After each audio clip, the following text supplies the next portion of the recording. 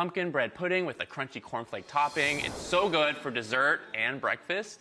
So you can make it either way. People don't think about that, but you have those people days, right? Like you have to make brunch the next day. It's stressful. Yeah, you have to make brunch and lunch and all that stuff. So think ahead with your soups, things that you could double up. Even the stuffing, I put it in a waffle maker and put eggs and leftover cranberry maple syrup on it. Like I mean, she's a goddess. I mean, she pretty much knows everything, so I don't know why I'm here. All right, so we have some eggs here. We're making a custard first, and I always say, like, custards don't always freeze that well because they get kind of grainy, but when you add bread to it, it freezes beautifully. Yeah, right. And so we're gonna add some eggs, some pumpkin puree. I like using fresh pumpkin puree. Just roast it, scoop it out, mash it. It's delicious. But if you're using the can, just make sure you don't want pumpkin filling. You don't want pumpkin filling. Just puree. Gotcha. Yeah, pure pumpkin. We're gonna add some milk, half and half. Any sort of dairy you have, we're gonna add some brown sugar, some pumpkin spice, which is essentially cinnamon, nutmeg, ginger, and cloves. Oh, they know. Everybody has that. I know, that's true. Just in case you don't.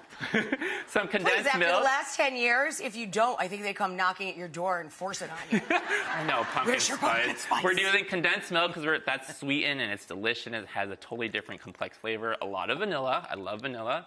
Gonna give that a really quick whisk. Okay, break up those egg yolks. And then you let that suck up. You let this suck up, yeah. So I like using fresh brioche, but it's great with stale bread, white bread, any kind of bread you have. I just like the really soft, eggy bread. Then we're gonna mix it up, pour it in here, and it looks like this, okay?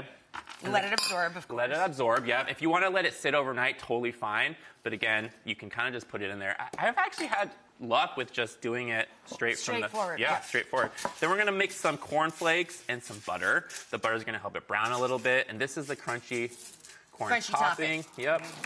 And it's so good, you guys. And the extra butter just leaks into the bread pudding, and it's so delicious. Ridiculous. And then let's grab it out of the oven. Here, I'll make room. I'll stack this up so they can see. Well, that oven.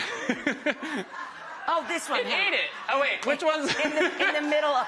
Oh, this one. Perfect. Okay. It's like there's so many ovens, right? That was hilarious. Oh, my God. Here, scoop some of that in there, and I'll top it with this. Sounds good. Oh, this is so good, you guys. Bread pudding is essentially French toast in a casserole. It smells insane. I have a tough time making sentences when things smell this good. All right. Ooh, that was a perfect scoop.